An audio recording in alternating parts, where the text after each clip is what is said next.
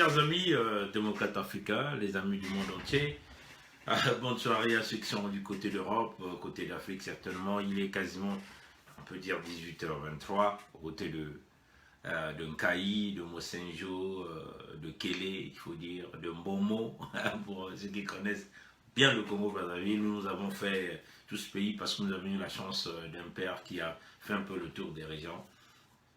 On vous souhaite une bonne soirée et aussi un bon après-midi de ceux qui sont du côté d'Amérique du Nord. Bon, hier on l'avait annoncé que nous devons essayer de regarder Benalla, le cas de Benalla chez Sassou, nomination tribaliste de Sassou Nguesso, mini-sommet de la SADC. On va commencer par le sens inverse, mais nous allons commencer par le milieu, on peut lui dire comme ça. Les nominations tribalistes de Sassou. Bon, tous les Congolais ont acclamé parce qu'on a ramené un jeune homme de 36 ans comme patron des services des douanes congolais. Mais il faut comprendre Sassou. Moi, je vais, avant que je vais vous faire jouer un truc. Je ne sais pas si j'ai la chance de faire jouer ça. Mais j'ai pensé vous faire jouer ce petit truc de Sassou pour que vous compreniez de vous-même de quel homme nous avons affaire par rapport à ces nominations. Donc je vais simplement essayer d'agrandir cette image et puis je vais vous faire jouer ce petit extrait. C'est sorti de son tout dernier discours qu'il avait eu à faire lors de la fin d'année 2017, quand nous rentrons en 2018, devant son Parlement nommé. Ce discours, moi j'ai pris quelques extraits. Il faut lui dire qu'il va refaire ce même discours dans les jours à venir pour ramener de l'espoir encore au sein de ses troupes, au sein de ce régime, au sein des brebis, on peut dire des moutons, qui suivent Sassou. Il ferme les yeux, il ne regarde que les petits ventres. Avant que nous ne rentrons dans la section, dans le point numéro 2, mais nous allons prendre ça en première position, les nominations tribalistes de Sassou Nguesso. On va simplement vous faire jouer cet extrait de sa vidéo qu'il a eu à faire devant son Parlement nommé. Qu'est-ce qui se passe?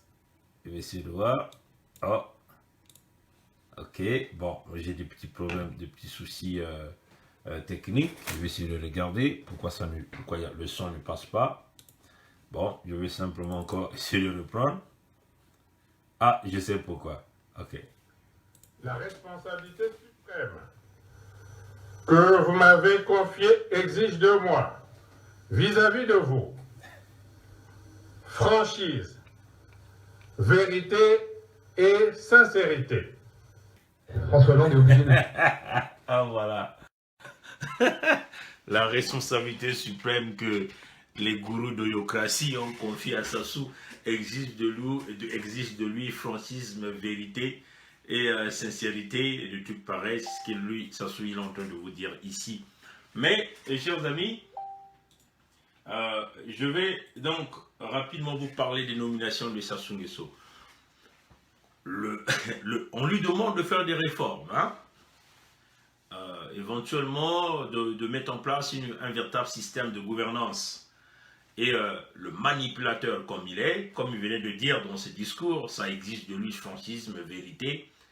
Et vous voyez que Sassou ne peut pas être un homme franc, un homme qui dit la vérité. C'est un manipulateur. Pour ceux qui n'ont pas... Moi j'ai passé, chers amis, je vais vous le dire, démocrates africains, les amis du monde entier, j'ai passé plusieurs années en train d'étudier cet homme. J'ai lu toutes ses publications. Je suis parti dans toutes ces vidéos, chers amis. J'ai étudié l'homme. Il faut dire que j'ai consacré une grande partie à suivre cet homme, à le comprendre. Et moi, je me suis dit, pourquoi j'ai suivi cet homme? Parce que je me suis dit, comment un seul homme arrive à manipuler tous les cadres d'un pays, arrive à traîner en bateau tous les cadres d'un État congolais. Comment il arrive à manipuler le système diplomatique, comment il arrive à manipuler la communauté internationale. Donc je me suis dit, je vais essayer de consacrer beaucoup de temps d'étudier Sassou. Qui est cet homme? Et j'ai passé au moins 6 ans en train d'étudier Sassou. Hein. Donc, toutes ses lectures, toutes ses vidéos, ses publications, ses livres qu'il a écrits, le système politique. Je suis allé, même les avant-indépendances, pour essayer de comprendre cet homme, mes chers amis. J'ai passé au moins 6 ans d'étudier cet homme.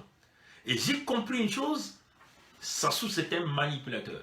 Hein? C'est ce côté qu'il a utilisé, côté manipulation et côté corruption. Bien sûr, hein, il utilise l'argent du contribuable congolais. Donc les Congolais pensent que l'argent que Sassou leur donne, ça appartient à Sassou. Hein, vraiment, j'ai étudié cet homme. Voilà pourquoi, du fait que j'ai étudié cet homme en profondeur, et j'ai pris une certaine position claire sur cet homme-là. Jamais je peux collaborer avec Sassou. Jamais je n'accepterai que Sassou demeure là, parce que l'objectif de Sassou, c'est de détruire toute une jeunesse. Hein. C'est ça la réalité, de briser le Congo. Comme il avait dit après lui, ça sera le déluge. Avant que vous ne le mettez sous terre, il va brûler cette terre. Mais c'est ce qu'il est en train de faire. Hein. Mais il le fait devant les Congolais. Hein. Bonjour à tous qui ont eu le temps de se connecter. Bonsoir à ceux qui ont eu le temps de se connecter. Voilà, donc il le fait devant les Congolais qui sont manipulés. Mais il y a des Congolais qui n'arrivent pas encore à comprendre qui est Sassou, hein, qui sont en train de s'amuser. On lui demande de faire des réformes. Mais qu'est-ce qu'il fait? On lui demande d'amener la gouvernance. Qu'est-ce qu'il fait? Ben, il essaie donc d'aller chercher la jeunesse. Hein, pour démontrer à la jeunesse qu'il veut vraiment travailler avec vous. Il veut vraiment vous propulser. Il veut vraiment vous mettre au sommet de son projet de 2021. Parce que c'est ça, hein, son projet. Hein. L'homme ne vise que son projet de 2021. Donc il veut encore se positionner en bernant les Congolais, en leur disant il va encore organiser une élection.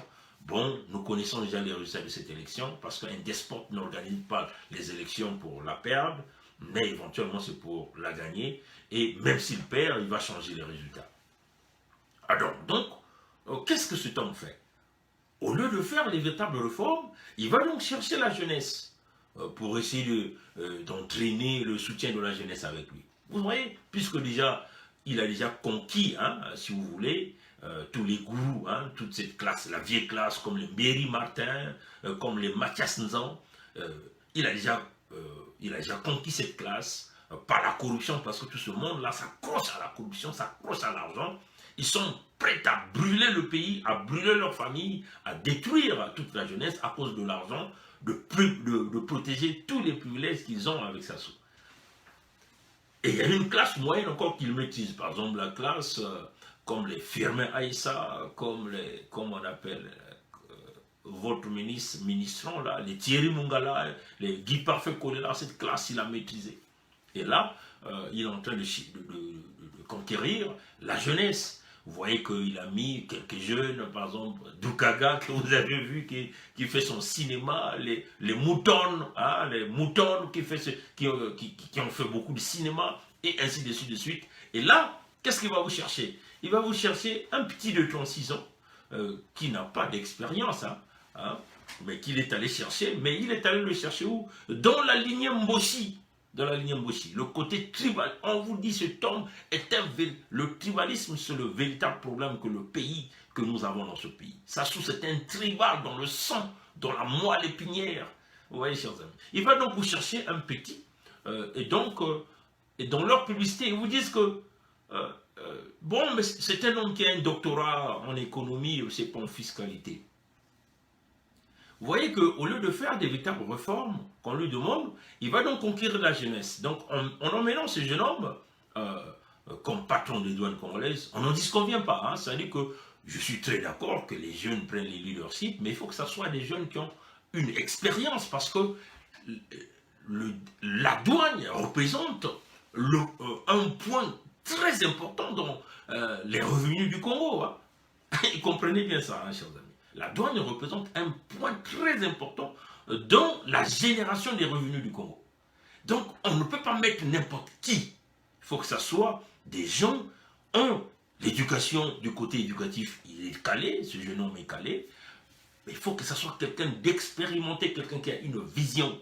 C'est cela, chers amis. En Occident, on ne peut pas mettre n'importe qui au point d'entrée des ressources qui soutiennent l'économie d'un État. La douane soutient l'économie du Congo. Donc on ne peut pas mettre n'importe qui.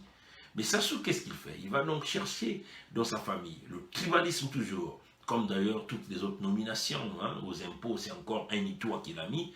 Et d'ailleurs, l'armée, on n'en parle plus, les directeurs centraux, généraux, on n'en parle plus.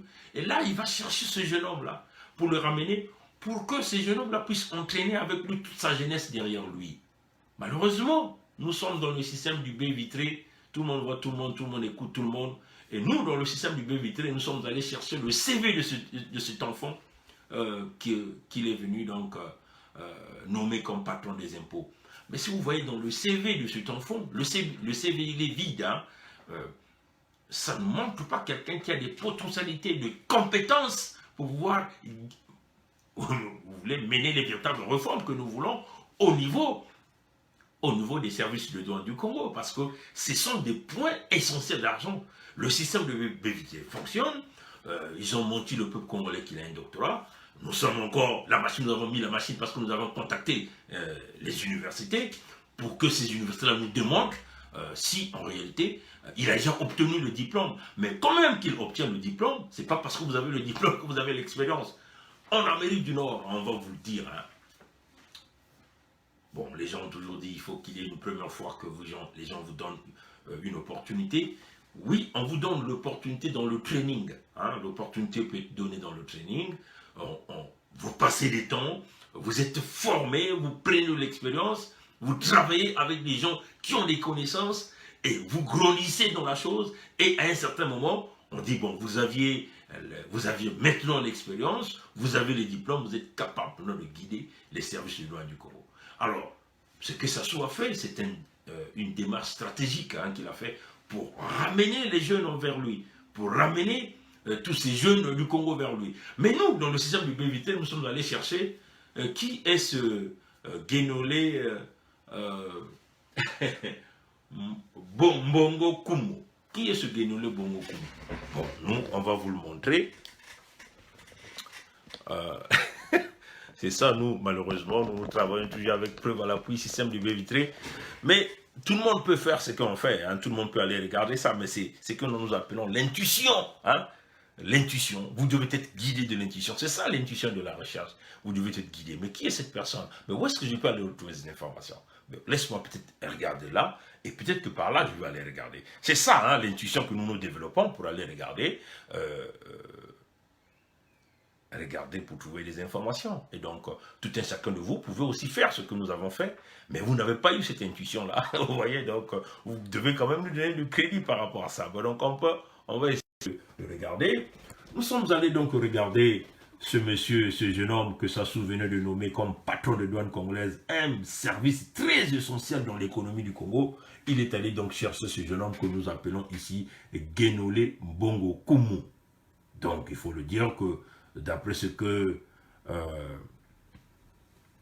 le professeur Manzimba a publié, il est de l'axe Oyo, Evo, un ressortissant Mboshi, de la lignée de famille de Sassou Nguesso, toujours dans le coin, peut-être même un petit neveu de Okemba ou de qui sont allés chercher. Vous voyez que dans toutes les compétences du Congo, là, on a regardé, on n'a pas vu quelqu'un d'autre d'une autre ethnie, pour essayer un peu de balancer, non, on va chercher dans la famille, c'est ça le caractère Sassou. Nous allons donc aller regarder le cursus de ce jeune homme. Si vous voyez déjà la première, ça c'est sa photo, je suis allé le chercher seulement sur LinkedIn, tout un chacun de vous peut aller regarder pour connaître qui sont les gens que vous voulez mettre dans les fonctions et quel est le cursus de ces gens-là. Vous voyez l'emploi qu'il a publié ici, il dit conseiller à la fiscalité et aux douanes chez le ministre des Finances. Donc vous voyez que ça c'est la fonction qu'il occupait présentement avant que Sassou ne puisse simplement l'escalader hein, à la douane congolaise. Bon, il dit qu'il réside à Paris, ainsi de suite. Donc vous voyez que ce profil-là, il est actualisé. Hein, il est actualisé. Parce que ça, c'est la fonction qu'il occupait. Mais on ne peut pas dire que c'est un profil qui date de plusieurs années. Là. Ça, c'est ce qu'il a fait. Et c'était sa toute dernière fonction qu'il a occupée comme conseiller à la fiscalité et aux douanes chez le ministre des Finances de Congo-Brazzaville. Alors donc, regardez son expérience, ce qu'il a publié sur LinkedIn. On dit, comme vous le voyez ici, hein, c'est très clair, hein, ça c'est tout ce qui est nouveau. De mai 2016 à présent, donc tout de suite avant que ça sonne ne puisse le balancer comme patron de douane, donc on peut dire 2 ans et 8 mois, République du Congo, il était conseiller à la fiscalité et aux douanes. Ça c'est écrit par lui-même. Ça nous sommes donc de 2016 à 2018, on peut le dire comme ça. Maintenant, de 2013 à présent, bon, vous voyez déjà que même dans la chronologie de la présentation de son CV, ce n'est pas quelqu'un qui est bien structuré. S'il occupe cette fonction de cette période à cette période, il doit au moins nous dire que de 2013 à ceci, on dit assistant Cour de compte. Mais ce qui n'a pas détaillé ici dans le profil, c'est que assistant Cour de compte veut dire quoi? Puisqu'il est étudiant, ça veut seulement dire quoi? Il est stagiaire, hein, quand il dit assistant Cour des comptes. Il est stagiaire ici. Stagiaire signifie quelqu'un qui est dans la phase d'apprentissage. Vous voyez, chers amis. Quelqu'un qui travaille sous la supervision des gens. Donc, quelqu'un qui n'est pas encore calé. Donc, il est étudiant, puisque nous savons qu'on est en Occident. Hein, il y a pas mal de programmes qu'on appelle des programmes coop, donc des programmes de coopération. Vous étudiez, vous travaillez en même temps. C'est-à-dire que vous travaillez comme des stagiaires, une façon d'acquérir de l'expérience, de connaître le monde industriel, le monde des finances, le monde de tout ce que vous faites, le monde d'ingénierie, ainsi de suite. Oui, chers amis. Donc, il faut dire que de 2013, puisqu'il est étudiant, il est stagiaire. Hein, stagiaire, Cour des comptes, c'est ce qu'il dit ici, Cour des comptes. Bon, nous allons continuer. Et nous avons vu que de 2006 à 2006, ça n'a pas de sens. Less than 1 year, tu vois, ça n'a pas de sens. Bon, voyons d'abord ici, de 2007 à 2010, 3 ans, il dit consultant à tech. Mais c'est quoi la consultation? Qu'est-ce qu'il a fait dans la consultation? Personne ne peut le dire. Qu'est-ce qu'il a fait dans la consultation? Il a fait quoi dans la consultation? Aztec. Vous qui êtes en France, Aztec, c'est quelle compagnie? Qu'est-ce que Aztec fait? Pouvez-vous faire ces recherches et vous nous reveniez avec plusieurs informations là-dessus? Voilà. On va continuer à regarder. Donc on peut dire 3 ans, il a travaillé comme consultant. Nous ne savons pas consultant de quoi. Est-ce que c'est des viandes? Est-ce que c'est dans la paperasse? Est-ce que personne ne peut le dire? En tout cas, c'est un CV incomplet, comme on vient de le dire. Et puis nous avons vu, nous sommes à ce niveau, de 2006 à 2006, donc BTD Group, on dit développeur, ça encore, ça n'a rien à voir. Bon, regardons le point de vue éducatif. Donc vous voyez que le CV qu'on vous a présenté tout à l'heure, je vous ai dit que quand on parle de 2013 à présent, or, quand vous essayez de regarder, entre 2012 et 2016, il était encore étudiant. Donc vous voyez que il ne peut pas réellement occuper une fonction qui exerce beaucoup de responsabilités en étant assistant à la Cour des comptes. Vous voyez? Parce que ça, c'est la plus grande durée qu'il a présentée ici, de 6 ans. Vous voyez, chers amis? Et ce qui ne reflète pas avec déjà la première période qu'il a présentée, parce que nous sommes toujours au présent ici. Vous voyez, chers amis? Donc, nous sommes en train de regarder, de 2012 à 2016, il dit Université François Rabelais de Tours, doctorant économie, de 2012 à 2016. Donc, il dit doctorant économie. Il ne nous a même pas dit s'il avait terminé, s'il avait obtenu son doctorat ou pas. Doctorant économie. Oui, chers amis. Mais ça porte confusion, hein, déjà avec la partie expérience, hein, par rapport aux dates que ce monsieur venait de présenter ici. Donc, vous voyez que l'expérience professionnelle n'est pas là, hein, chers amis. Regardons la deuxième partie.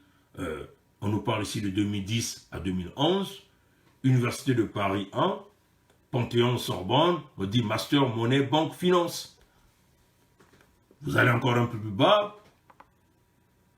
IUP, Sciences et Technologies d'Evry, ingénieur réseau informatique et télécommunication. Et on nous parle de 2000 à 2006. Et puis, là, en bas, c'est seulement ses intérêts que lui, il peut avoir ici, là. Donc, vous voyez que, chers amis,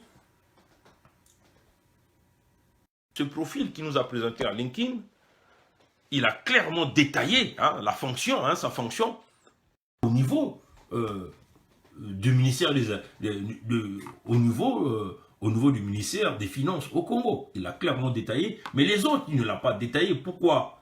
Parce que ça n'a pas été une expérience professionnelle. Ce qui est plus important, c'est ce qu'il a détaillé ici, là. Et puis, ça pose des confusions dans les dates, ce qu'il a présenté et sa période des études.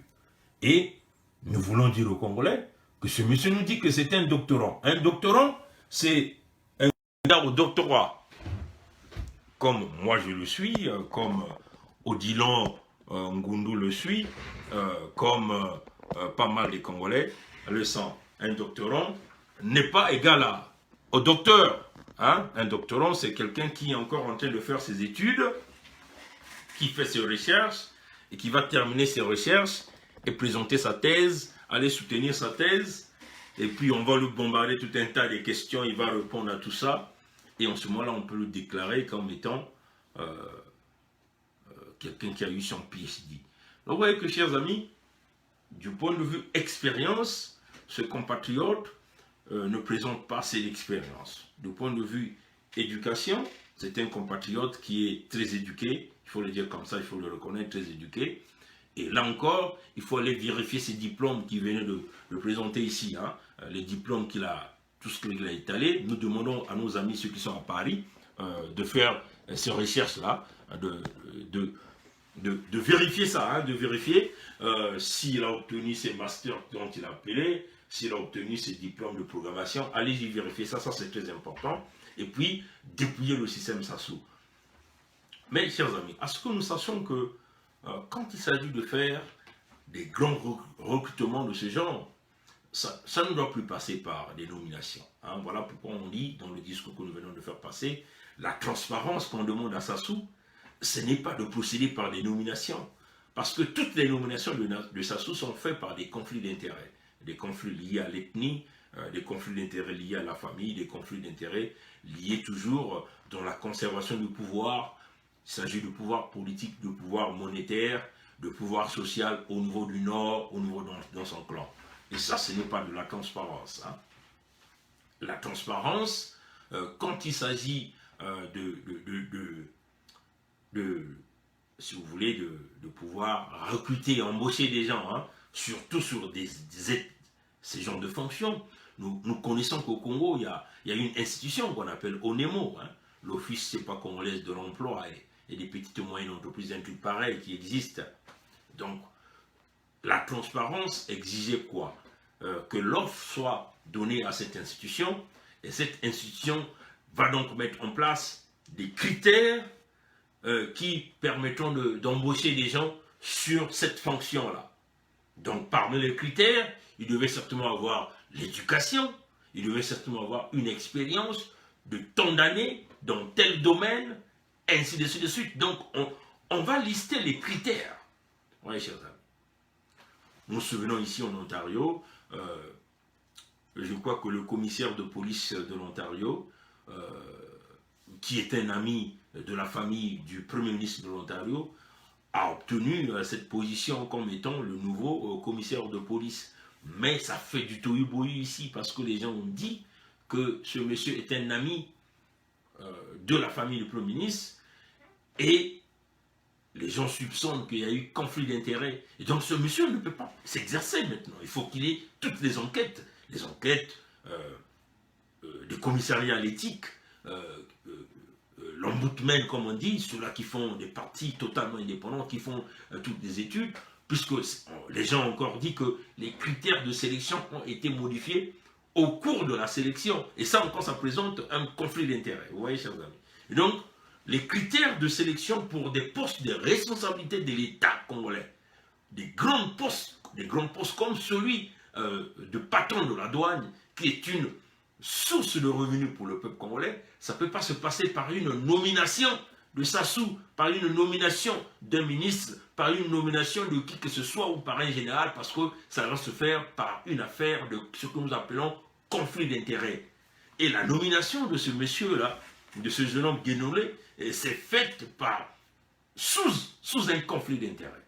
Donc l'ONOMO, qui est cette agence chargée de l'emploi au Congo, devait lister des gens qui devaient censés venir déposer leur candidature. Et l'ONOMO devra mettre en place des critères de sélection. On va mettre le diplôme, on va mettre l'expérience. L'expérience, on va certainement le cibler dans les domaines de la fiscalité, dans le domaine de douane, ainsi de suite. Oui, chers amis. Et une fois que l'ONOMO met ces critères, et donc, l'ONOMO fait l'appel à la candidature. Donc, vous voyez que ça ouvre tout un boulevard, tous les Congolais compétents qui pensent occuper cette fonction vont donc courir aller déposer leur dossier à l'ONOMO. Et donc, l'ONOMO, dans les processus de sélection, vont se tenir compte des critères qu'ils ont mis, parce que le critère, c'est comme un barème qu'ils ont mis. Ils vont donc poser la candidature de tout un chacun, avant même de procéder aux interviews. Ils vont donc lister, regarder les CV, et sélectionner les candidatures par rapport aux critères mentionnés qui fait trait à ce poste. Et une fois la présélection est faite, en ce moment, on va donc procéder par des interviews de ces candidats. Et les interviews, généralement, ça ne s'arrête pas au niveau de l'ONOMO. L'ONOMO fait la première sélection, il faut que ça passe encore par d'autres étapes, ainsi de suite. Et c'est de cette façon que vous arrivez à décrocher les véritables compétences que nous voulons pour le Congo, et non par des conflits d'intérêts. Si vous essayez de regarder, du point de vue CV, comme je venais de vous le présenter, le profil de ce jeune homme, Guénolé Bongo Koumou, c'est un profil vide, un CV vide. Ça montre un jeune homme qui a fait un peu des études, mais qui n'a pas de l'expérience pour pouvoir conduire dans la bonne direction ou réaliser les réformes que nous voulons au niveau des douanes congolaises, parce qu'il n'a pas la compétence. Hein? C'est ça aussi, chers amis, parce qu'il n'a pas la compétence. Vous voyez que les nominations de Sassou l'a encore fait par des affinités ethniques, qu'on ne veut pas, hein, par des affinités ethniques, et non par une affaire des compétences, comme vous le voyez ici. Comme vous le voyez, on repart encore ici, du point de vue expérience, on le dit encore, ça porte confusion. Il a brièvement étalé ici la période de mai 2016 jusqu'à présent, 2 ans et 8 mois. Il est conseiller à la fiscalité et aux douanes auprès du ministère des Finances au Congo. Mais vous le voyez, sa plus longue expérience qui nous présente, c'est à la Cour de compte de 2013 à présent, ce qui porte confusion. Or, de 2013, il était encore étudiant en 2013. Donc, il ne peut pas être assistant. Il faut dire qu'il était stagiaire. Il partait peut-être pour des périodes de comptabilité, de 2 semaines, 1 mois, ou pendant les vacances, les stages vacances, on peut le dire ici. Vous voyez que cette expérience ne peut pas compter pour pouvoir donner de la fonction, une haute fonction, à ce jeune homme, Guénolé Koumou. Maintenant, comme vous le voyez ici, l'université François Rabelais de Tours, on dit qu'il est doctorant. Il ne faut pas confondre quelqu'un qui a un doctorat, un PhD, avec un doctorant. Doctorant, c'est un candidat au doctorat. Donc, qui fait des études, qui fait des recherches afin de présenter une thèse. Une fois que la thèse est approuvée par un jury, et en ce moment-là, le jury va décider si ce monsieur mérite d'obtenir le diplôme de doctorat. Donc, quand ça porte, il ne faut pas confondre ici. Et si vous voyez encore que cette période de 2012 à 2013, ou de 2010 à 2011, il était encore étudiant en Masters. Vous voyez, chers amis. Et donc, il dit Masters Money Bank, mais il ne dit pas s'il est titulaire, si c'est obtenu. Hein. On dit seulement étudiant en Masters, mais il ne nous dit pas s'il avait obtenu le Master. Donc ça, c'est des choses que les Congolais peuvent aller vérifier, parce que nous sommes dans le système du baie vitrée, pour juste se rassurer que du point de vue éducatif, ce compatriote était capable de respecter si les standards de Sassou pensaient que c'était le diplôme. Donc on peut dire que il faut qu'on nous demande que ce compatriote a ses diplômes, et du point de vue expérience, vous voyez que l'expérience, il est complètement vide ici là. Donc on le répète encore, il faut lui dire que les nominations de Sassou, ce sont des nominations qui se font par affinité ethnique et non par la compétence, parce qu'il faut le dire que c'est ça la réalité. Hein. Sassou, c'est un tribal. Vous voyez encore que la nomination au poste de patron de la douane n'a pas été faite selon la compétence que nous voulons, parce qu'il y avait bien des organisations qui étaient capables de bien faire l'embauche d'un Congolais digne de pouvoir représenter cette fonction-là. Et ça, c'est aussi juste pour le patron des impôts, un certain Itois qui l'a nommé. Vous voyez bien que toutes ces nominations sont aussi en réalité au niveau de l'ethnie et non en réalité pour les Congolais compétents. Parce qu'il faut le dire qu'il y a plein de Congolais compétents, qu'il s'agit de ceux qui sont dans la diaspora, qui ont des fortes expériences, qui travaillent dans des grandes firmes, vous voyez, et qui sont aussi calés du point de vue éducatif. Nous pensons que si on avait demandé à une société totalement indépendante de pouvoir faire cette embauche, nous ne pensons pas que Guénolé Koumou devait être embauché. Vous voyez que, chers amis, ça pose véritablement un problème. On demande à Sassou la transparence, on demande à Sassou d'emmener des véritables compétences, mais il contourne toujours pour aller chercher dans l'ethnie, pour aller chercher dans la partie nord, pour aller chercher toujours dans le contrôle de finances, ainsi de suite. Et ça, nous disons que le nouveau Congo que nous projetons ne vise pas de cette façon-là. Voilà, donc ça c'était sur ce point. Le deuxième point, c'est la SADC chez Sassou. La SADC chez Sassou. Mais ce mini-sommet que Sassou a organisé pendant le week-end là, c'est-à-dire il a fait venir quelques présidents de la sous-région pour parler des problèmes de la République démocratique du Congo, des élections. Mais nous sommes tous contre Kabila, ça c'est sûr que Kabila doit sauter. Mais est-ce que Sassou c'est un modèle? Est-ce que Sassou est un modèle de démocratie qui peut faire trembler Joseph Kabila? Ben nous ne pensons pas. Sassou n'est pas un modèle de démocratie.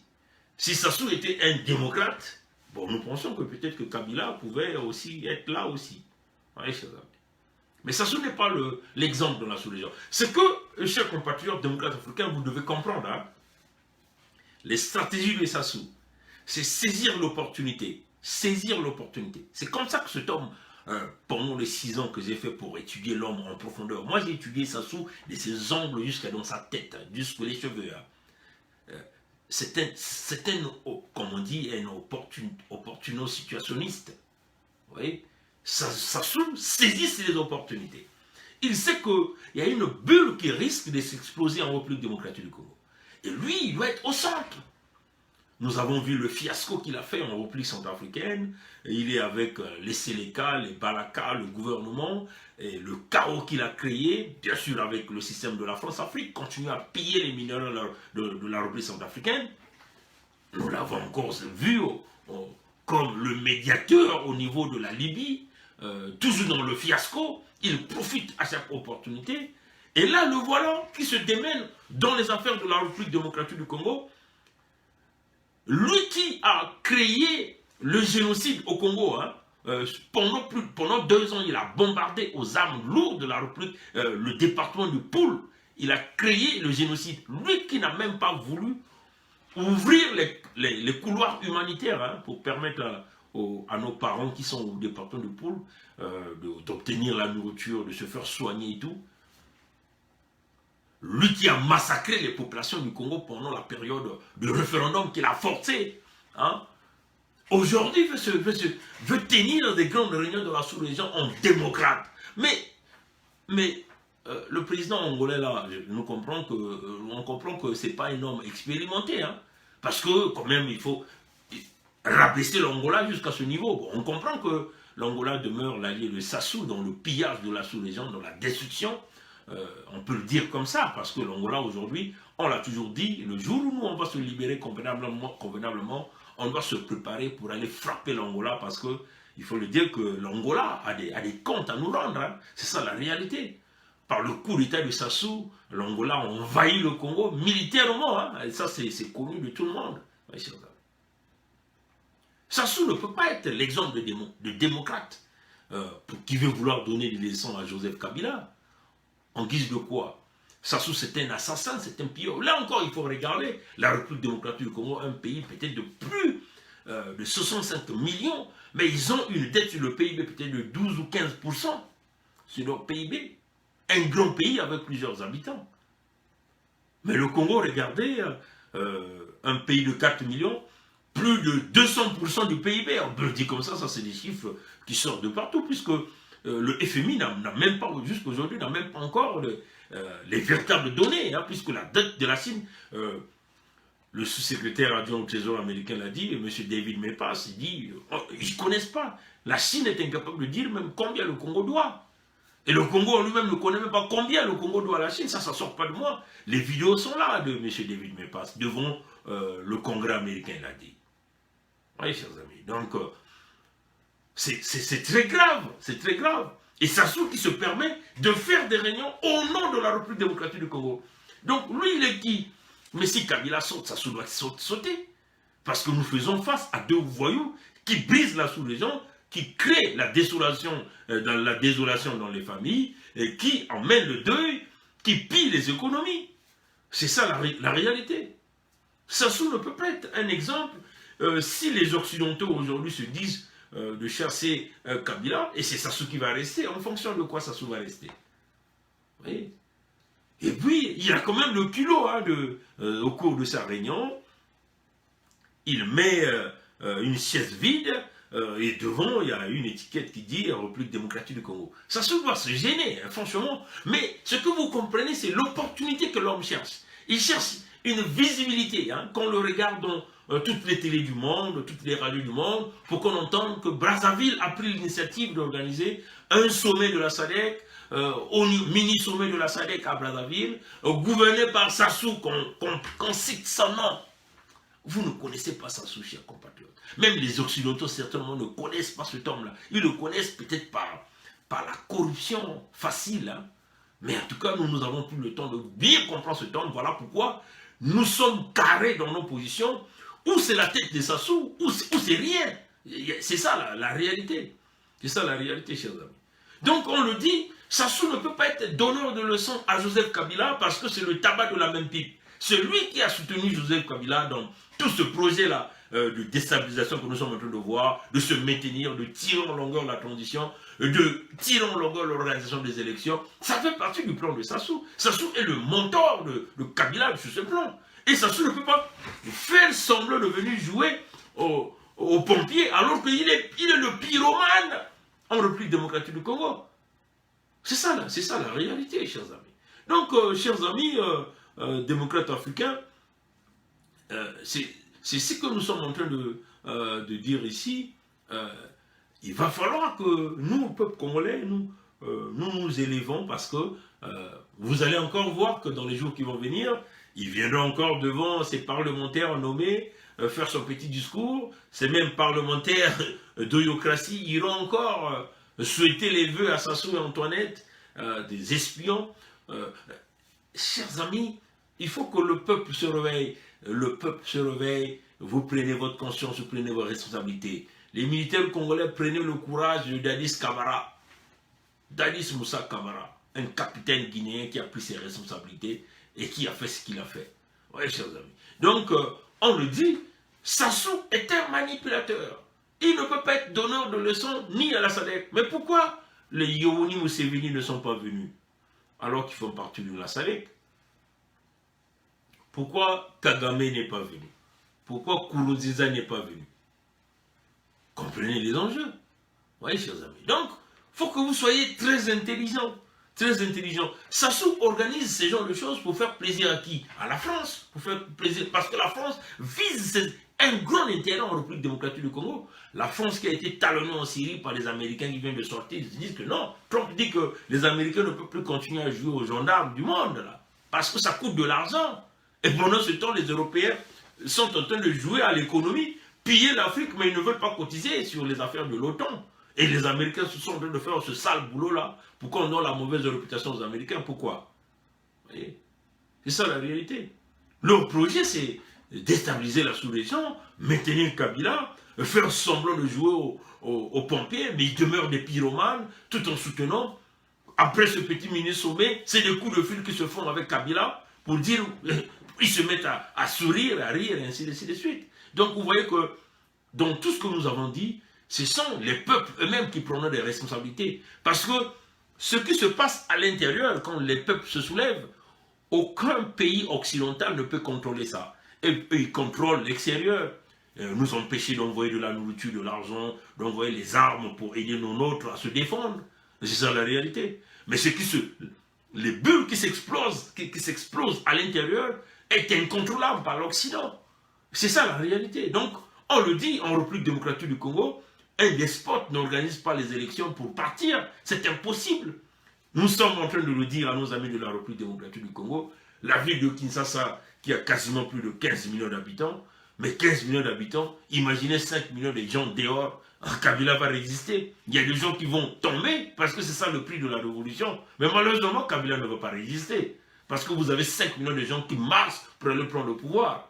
C'est ça la réalité. Et donc, l'effet domino partout là de Kinshasa jusqu'à Brazzaville. Sassou organise ce sommet de la SADC parce qu'il a seulement peur de son pouvoir. Voyons les gens de la République démocratique du Congo qui traversent du côté du nord, fuyant, si vous voulez, les groupes rebelles, éventuellement financés par le Rwanda et ainsi de suite. Vous voyez, Kagame qui vous dit que c'est un enfant, oui, le Rwanda se construit, mais à quel prix?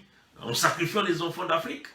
Alors ça aussi, c'est des choses qu'il faut dénoncer, parce que si vous êtes un enfant d'Afrique, vous ne devez pas être là pour... Vous ne voyez que votre pays, mais vous ne voyez pas à l'extérieur. Vous préférez aller piller, détruire à l'extérieur. La domination rwandaise est en train d'arriver partout. En RDC, ça va arriver au Congo. Ils vont nous coloniser aussi au Congo-Brazzaville. Puisque dans toute la garde de Sassou, c'est fait par les Rwandais. Qu'est-ce qui va arriver un jour?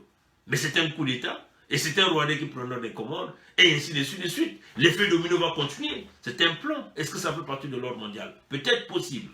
Oui, chers amis. Donc, Sassou est un opportuniste.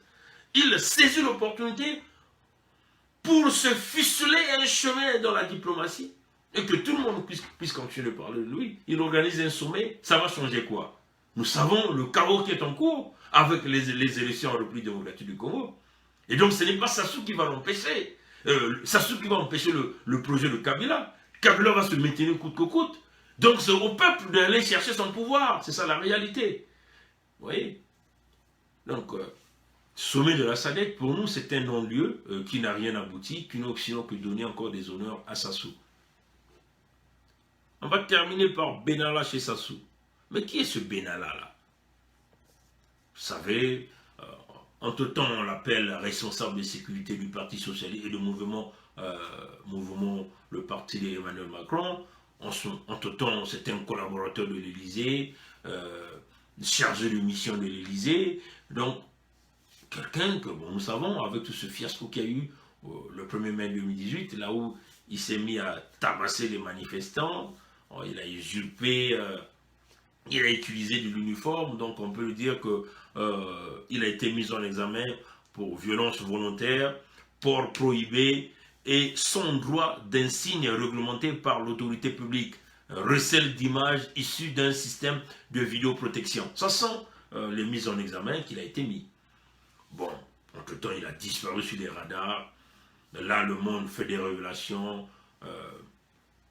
Mediapart fait des révélations qu'il a un passeport diplomatique, ainsi de suite. Mais, chers amis, moi je soutiens énormément la frustration de la classe sociale française. Hein. C'est-à-dire que ce mouvement qui est parti avec cette affaire des Gilets jaunes. Il faut le dire que la classe politique française, toute la 5e République, est pourrie de la corruption. Hein, pourrie de la corruption. Et cette corruption, aujourd'hui, est en train d'emporter la souffrance en Afrique. C'est ça la réalité. Si des gens comme des Benalla, qui est condamné de celui qui est considéré comme un voyou, il est reçu en grande pompe au Tchad. Il est reçu par le président africain qu'on appelle Idriss Déby. Et ça, s'était passé au mois de décembre, tout de suite avant que Emmanuel Macron ne parte, parce que nous savons que je crois du 20 au 21, Emmanuel Macron a passé... quasiment juste avant la Noël, il a passé des nuits chez Déby là-bas. Et ce même Benalla là, on l'a vu chez Sassou, bien sûr avec un homme israélien, un homme d'affaires israélien qu'on appelle Philippe Ababou Solom. Mais moi je me dis, hein, chers amis, en tout cas ce que je veux dire là, ça va me créer des problèmes. Mais je veux le dire, hein, parce que nous sommes à l'étape de l'esprit. Les Israéliens pensent dominer le monde entier, quoi. C'est-à-dire qu'ils peuvent foutre le bordel là où ils veulent, ils peuvent... Non, ça c'est inacceptable. C'est inacceptable que nos peuples souffrent. Et vous avez des hommes d'affaires israéliens qui se ramènent partout. Non, on ne peut pas dire, ils ne sont pas plus humains que tout un chacun de nous, là. Il faut que cette affaire-là s'arrête. C'est ça la réalité. Donc Benalla, parce qu'il a des sources juives, il a des origines juives, il peut se permettre de foutre le bordel. Mais c'est quoi sa mission, c'est Sassou? Est-ce qu'on peut dire que Benalla est devenu, puisqu'il voyage avec des jets privés, est-ce qu'il est devenu le nouveau Bourgi de Emmanuel Macron, l'homme qui se permet d'aller dans les capitales africaines pour aller chercher les valises d'argent pour Emmanuel Macron? Ça encore, ça c'est la partie obscure que personne ne peut démanteler, hein, la profondeur de ce que ce monsieur fait. Puisque l'Élysée boude, mais quand même, il a un passeport diplomatique, il n'est plus fonctionnaire,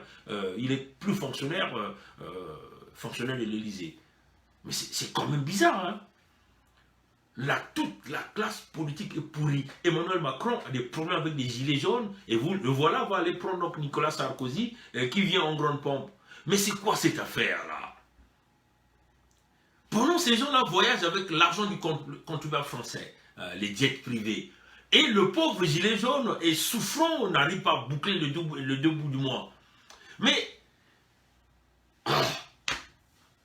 le roi saoudien avait dit, s'il y a une nation que la corruption a gangréné dans la moelle, c'est la France. Et c'est ça qui fait la souffrance de l'Afrique. Parce qu'il y a tellement des enjeux d'argent.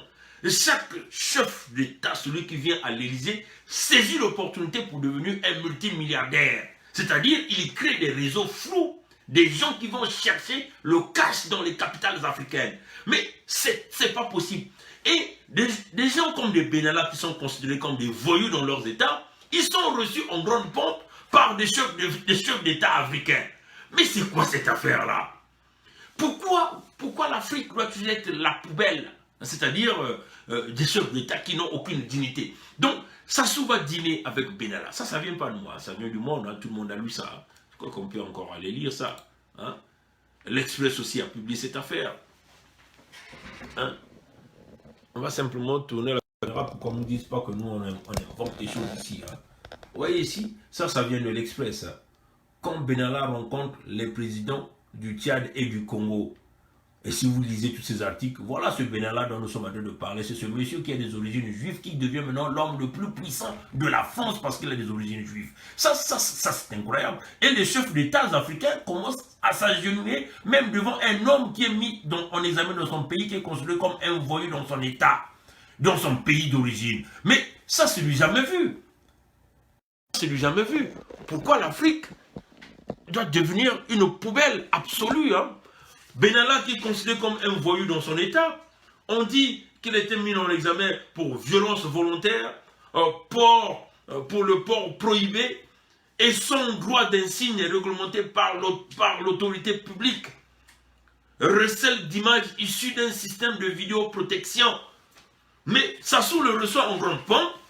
Sassou, mais il y a quelque part un peu la dignité, hein, même si on te considère pas un président légitime et légal, mais il y a quand même ton poids. Il faut quand même te respecter, Sassou. Même un petit voyou français, parce qu'il a un peu le réseau de Emmanuel Macron, le réseau des Juifs, et tu dînes avec lui.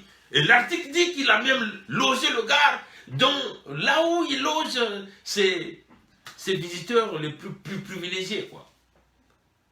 Mais l'Afrique, si nous sommes en train de voir l'Afrique avec des gens comme les Idriss Déby, des voyous qui ont toujours entraîné la guerre, là ils sont en train de vouloir déstabiliser la République centrafricaine. Bien sûr, Emmanuel Macron est parti là-bas, c'est pourquoi faire? C'est pour renforcer la déstabilisation du président Touadéra. Et d'ailleurs que nous soutenons le président Touadéra, parce qu'il a ramené des Russes qui assurent sa protection. C'est ça le problème. Si nous faisons affaire à l'Afrique centrale, qui, avec cette affaire de CEMAC, qui a des grands problèmes d'économie, parce que de l'argent est pillé par des gens comme des Sassou Denis, et la France qui supporte toutes les dictatures. Vous voyez, au Congo-Brazzaville, il y a un dictateur, un despote qui pille l'économie, qui tue, qui manipule, qui commet tous les crimes que vous connaissez. Mais il est là encore, il peut voyager, le tapis rouge est déroulé de partout. Au Tchad, c'est la même chose, vous avez un débit qui est là, qui massacre le monde, qui pille l'économie, et qui a fait de l'Afrique le territoire français, parce que les armées françaises sont là, au Tchad, et qui devient donc une patrouille pour pouvoir défaire les autres chefs d'État. Les voilà veulent encore repartir en Centrafrique pour aller danser, et c'est le sang centrafricain qui va commencer à couler. Non, chers amis, on ne peut pas accepter. L'Afrique centrale ne veut pas évoluer tant que vous aviez un Joseph Kabila au République démocratique du Congo, vous avez un Sassou Denis au Congo-Brazzaville, vous avez les Bongo au Gabon, vous avez Paul Biya, vous avez les Obiang Nguema. Ça ne va pas évoluer, chers amis. Alors, chers amis, ressaisissons-nous pour sauver l'Afrique. Pensons que 2019 sera l'année du changement et que le peuple prendra leurs responsabilités. Parce qu'on le dit, les peuples, parce que la bulle qui s'explose de l'intérieur, aucun pays occidental ne pourra le maîtriser. Donc c'est à vous aussi de prendre la relève, de s'armer de courage, de l'armature du guerrier, pour faire chuter les dictatures en Afrique, surtout pour notre Congo, le Brazzaville. Il y a deux choses, nous on l'a dit, ou c'est la tête de Sassou, ou c'est rien. Que Dieu nous garde, que Dieu nous bénisse. Merci, à nous revoir. Certainement le dimanche. Nous attendons donc le discours du despote Sassou devant les députés de démocratie et nous allons vous décrypter ce discours-là. Merci d'avoir suivi ce direct, prière de la partager. Allez, merci, au revoir.